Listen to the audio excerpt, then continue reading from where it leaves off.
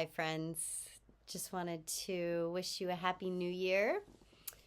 I hope if you're here in the Northern Hemisphere, like me, that you're staying warm and cozy this winter and getting the rest that you need, the nourishment that you need, the warmth, the vitamin D, um, all the good things, and really taking care of yourself this winter, which is hard.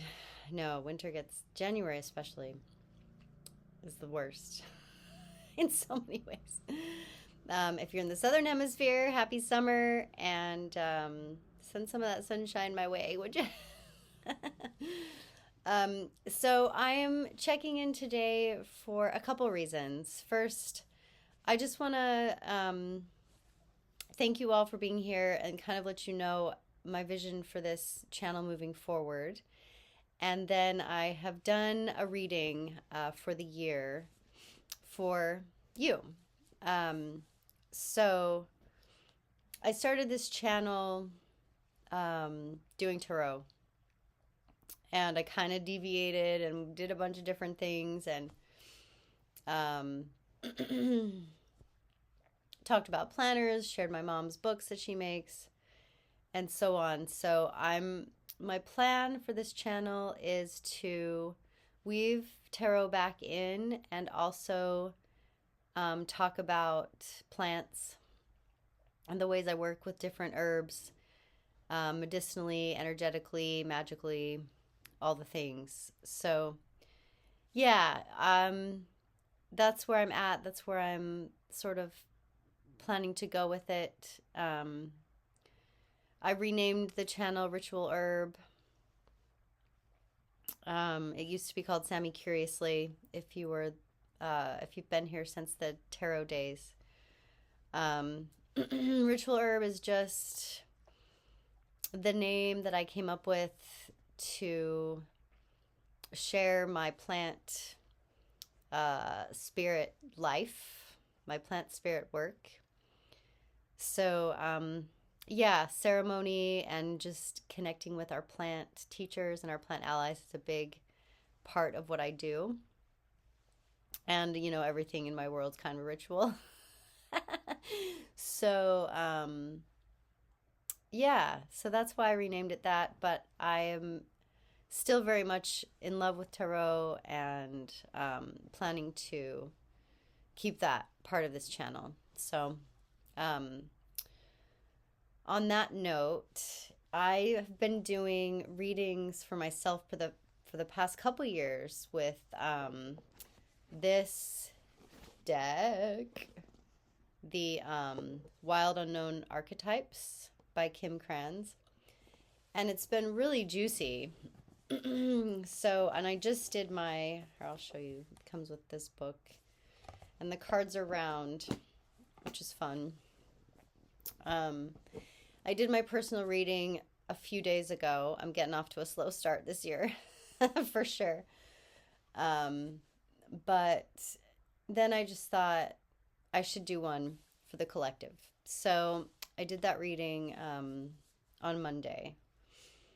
And so I'm going to share that with you. So I chose, the deck is divided into 4 categories: the selves, the places, the tools, and the initiations. So I drew 1 card from each category. And yeah, so the card I got for the place is the fault line. Kind of an ominous card. The fault line is the fissure, the crack. Imagine being on a lake, a frozen lake, and it begins to crack beneath your feet. It's a little scary, right? Fear comes in. The need to survive comes in. So this card is kind of a warning. We're in a precarious place maybe right now, globally and culturally and politically and economically and in so many ways. And this echoes what the Ifa predicted for this year as well, with Oya and Elegua being the ones ruling over this year. It can be chaotic, but certainly change is afoot. So it's better to be prepared, right? Than to just pretend like everything's fine and everything is going to continue on as it was. I don't think it is. So take care of yourselves, and just think about how you might prepare yourself for whatever changes may be coming to you personally and to the collective, to your communities, to the global community. And change is always happening, right? So, this is kind of always the case, but it seems like there's an extra momentum around this year. So I love this card. The Selves is the eternal child.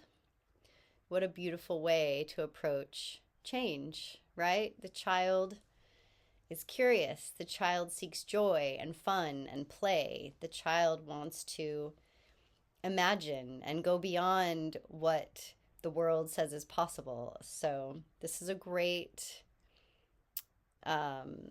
archetype to invoke. Connect with your inner child. Connect with the piece of you that longs to explore and create and play and be curious and have fun. So I'm big into pleasure these days and really just making pleasure a priority and making the act of feeling good and doing things that feel good a priority, because that's how we counteract so much of what is going on and so much of the heaviness and the grief and the challenges that we face, are to find the things that bring you joy, that bring you the feel goods, So that's the inner child in a lot of ways. The tool that we have to lean on and lean into is prayer. So I will admit, bristle at the word prayer because of religious baggage, but I do pray, like every day. I don't always call it that, but just dropping in, centering into myself, into my body, into the floor, into the earth, into the moment, into the birds chirping around me, or the wind rustling in the trees, or the sun warming my face, or whatever it may be, just really becoming present and expressing gratitude for all the things that I'm thankful for. And it's like an act of humbling yourself and remembering that you're a piece in this great tapestry, this great web of existence. So prayer is a really beautiful tool. It's a way to connect not only with yourself and your intentions and your dreams and whatever it is you're circling and swimming in, but also to that greater piece, that cosmic tapestry of existence and what is beyond our little selves and what is connected to our big self, right? So prayer is a good thing to really lean into this year in whatever way works for you. And then finally, the initiation is Thanatos, which is death. And I like that it's a spider web, because really the interconnectedness of it all is something I really lean into and feel supported by. So yeah, death, is a part of life. I'm a gardener and I see death every day all around, whether it's just leaves dying, which they do all year long, or a plant dying back for winter, or a flower dying so that it can make seeds. Whatever the case is, death is always around us all the time. And, you know, we lose our pets, we lose our loved ones, we lose a chapter of our lives, we lose identities that we once clung to. And it always paves the way for the next thing, the next chapter, the next phase. And it sucks. It does suck. Losing loved ones, losing pets, losing anyone that you care about is hard. And it's just the reality of our existence. And knowing that we're going to die is the worst. But I think this is just an invitation to be with it, to hold the grief and not push it away, not pretend that it doesn't exist, and just really sit with it and allow it and grieve and be in full awe and wonder and grace of the reality of this existence.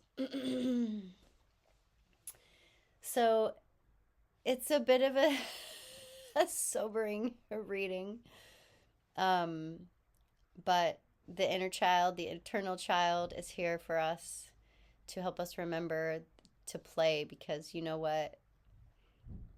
Life is short, so you might as well enjoy it and seek the things that bring you joy and that make you happy, right? So that's my reading for you all. I will put some details in the notes, and feel free to ask me questions, and I think that'll do it for me today. Oh, and I'm almost at 13 minutes.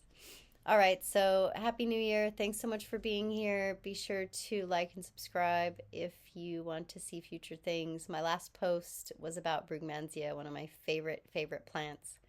So check that out as well if you're interested in learning more about that plant. All right, cheers, much love. See you next time.